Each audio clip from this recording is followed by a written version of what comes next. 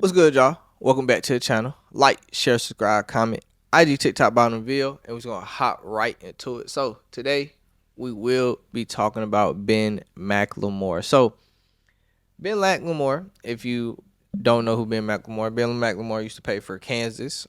He was drafted in either 2013 or 2014 by the Sacramento Kings with I want to say he was drafted number 7. And we just expected, a lot of, getting drafted 7, don't exactly ensure you're going to be a great player in the league, but getting drafted in the lottery, you have a chance to. And a lot of people were big fans of Ben McLemore. I will say my aunt was one of them because she wanted the Hornets to draft him.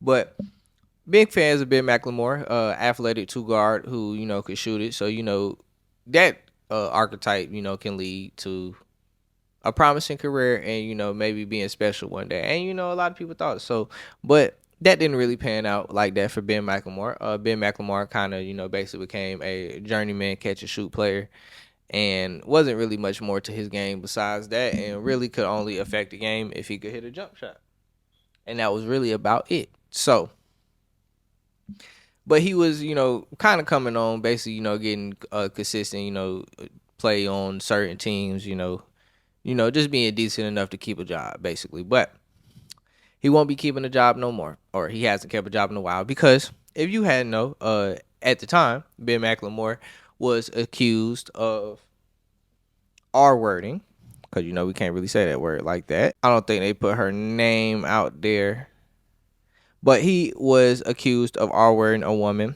at a October 3rd, 2021 party at the Lake Asiago home owned by his then Trailblazers teammate Robert Covington. Um, so what they are saying ended up happening. Covington did testify that he saw the woman flirting with McLemore, and they're sitting on the couch. Sat on the couch. So obviously they were both at this party. They began flirting and things of that sort.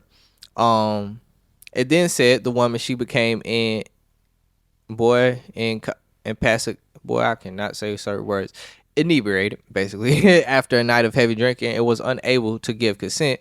And the prosecutors also submitted photos of a woman hovering over a toilet and then passed out on a couch. So obviously the woman was too inebriated to be, having sex or do anything if she's passed out on the couch and over a toilet. But she then said she woke up at one point during the R word and froze in terror. She said she didn't know who this person was, and this random person is doing something to me like this. And then it said at one point, she said she let her body slide to the floor in an effort to stop the assault. And then she testified that McLemore pulled her back onto the couch and continued. So, and then McLemore also testified he was also drinking, but claimed the sex was consensual. He also said him and the woman did not have a conversation before, during, or after the act, after which he immediately left the home. So, if you haven't figured out by basically everything that I'm reading to you, Ben McLemore has been convicted of R word, and obviously he hasn't been sentenced yet because this just happened today, but he has been convicted. I will say it's not really important for her name. The reason I was just going to say anything is because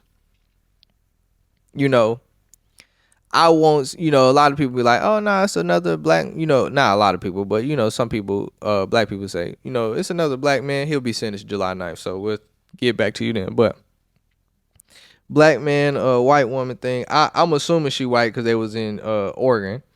But, a lot of people, they'll try to make that argument.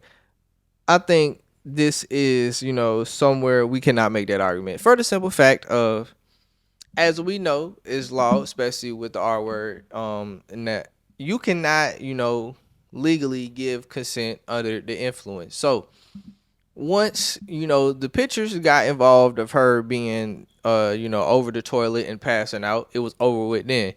On top of you saying that you had been drinking, so both of y'all couldn't have gave consent. It was over with. Let's just be at that point. Once the pictures got involved and he said that, it's R word. Like I'm not trying to say he's like, maybe that's not. I don't know how to word it. maybe I'm not trying to say he's an evil person, and maybe he was actually thinking it was consensual at a point. But nigga, you should know damn well that when somebody's under influence, like she was under influence, like how they're describing her, and the fact that you took a drink, the consensual is out the window. So the fact that you didn't know the woman, you should have left her. I mean, don't do it in general because it's still an R word, but it's even worse when you don't know the woman. You can't even take no chances like that. But it's over with now, so we'll see what his sentencing is. I guess we'll get back to you in a week. That's all I gotta say though. Like, share, subscribe, comment. I do TikTok bottom video, and we out.